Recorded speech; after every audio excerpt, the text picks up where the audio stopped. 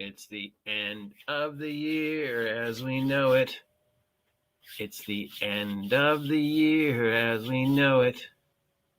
It's the end of the year as we know it, and we don't mind. It's 8:14 in the morning. It's the 26th day of December 2023 here in a bright, sunny Site B, the day after Christmas. Hopefully you are all safe and warm and home and comfy and hungover and had a wonderful Christmas Eve and are ready to embrace a brand new week, the last week of 2023. Wow, what a year. And it's Tuesday, and on Tuesday we look at toys. Specifically, we work at Games Workshop toys. But there's not a lot of Games Workshop news this week. I'm sorry to say, still no General Grievous. But I guess the big news, other than how much money they made and how much money they gave their employees, is this. The return to Warhammer Fantasy, or Warhammer the Old World. And the first thing that they are revealing for Phase 1 is Return to the World of Legend, Tomb Kings, and the Bretonnia Core box set. So here's the Tomb Kings. It is no way, shape, and form influenced by Egyptian mythology, because that'd be racial appropriation, and we know we don't do that. But yes, it's a huge army of undead coming out of the desert and tombs, and it's got a lich riding an undead dragon thing, and I think that's a spell book, and got legions of undead, an undead army, and undead charioteers. If you want to unleash some undead madness on your D&D game or any fantasy game or pretty much any game, because undead can show up anywhere, what a great way to start. And if you're looking to get into fantasy warfare miniatures, they're giving us these two. And on the other side, we have the good guys, the Kingdom of Bretonnia, which is in no way, shape, or form based upon England. And then we've got the commander. He's on a Pegasus, and he's got a flag, and for some reason he gets a lake. And we've got some units over here, and some more units, and some Pegasus units, and some guys. And I can't tell if that's a cannon or a trumpet. I'm going to say trumpet. I don't think these guys have guns.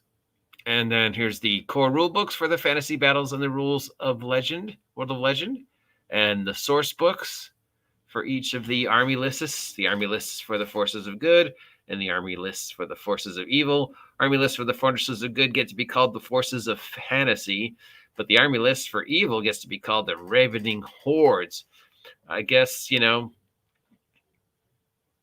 again, fantasy guys are very specific. This is very specific to sort of a British, European Middle Ages with a little low fantasy. But the undead, you can kind of just throw these guys in anywhere. Right? They fit pretty much in any setting.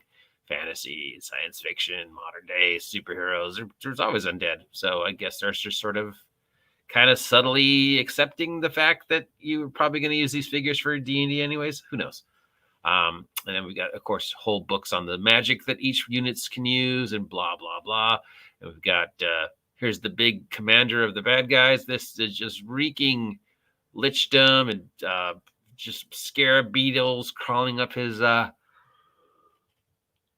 scroll, and head bit dresses and snakes. I mean, sure, I know it looks like it's from Egypt, but it's obviously not Egypt, because that would be racial appropriation, and we know we don't do that. So yeah, it's just a desert-based community.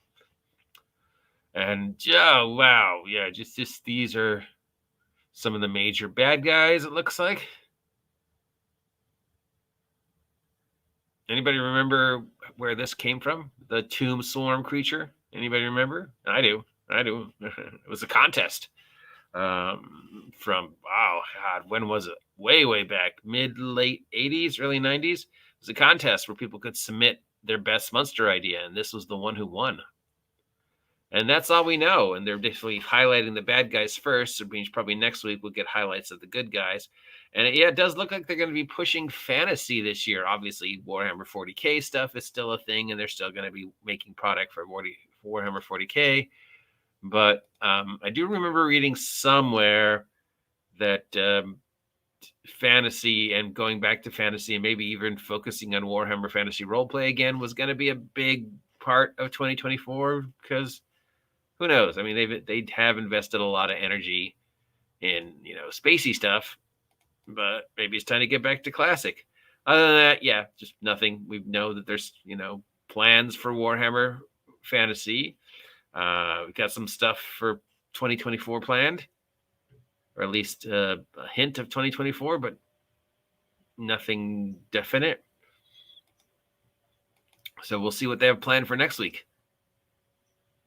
And it looks like we've got possibly some more Warhammer 40k starter armies, another Colonial Marines. God, the Colonial Marines are getting so much attention lately.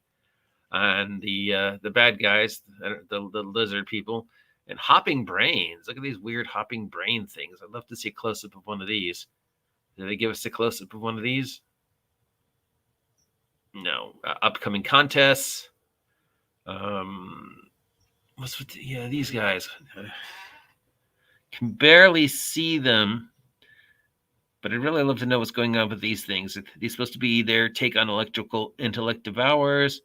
What's going on here? Are these like some kind of sea anemone?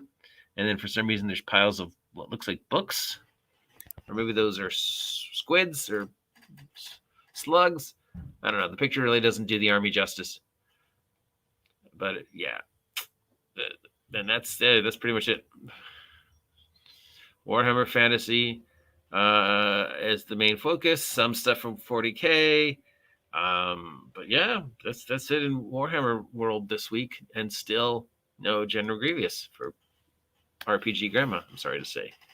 So we'll check in again at the new year and see if they've got any end of the year, beginning of the year sales, and if they give us any more hints for their plans for Warhammer Fantasy / Warhammer, the quote-unquote Old Kingdom, and Warhammer 40k. And remember, just, the figures might be designed specifically for that world, but they're the right height and weight and shape for any game.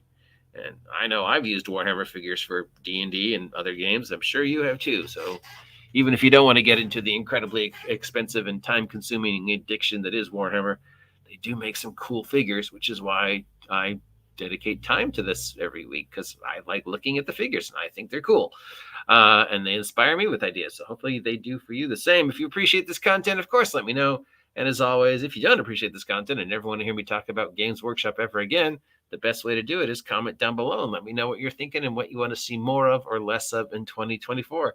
Till then, I'll talk to y'all later. Stay safe out there.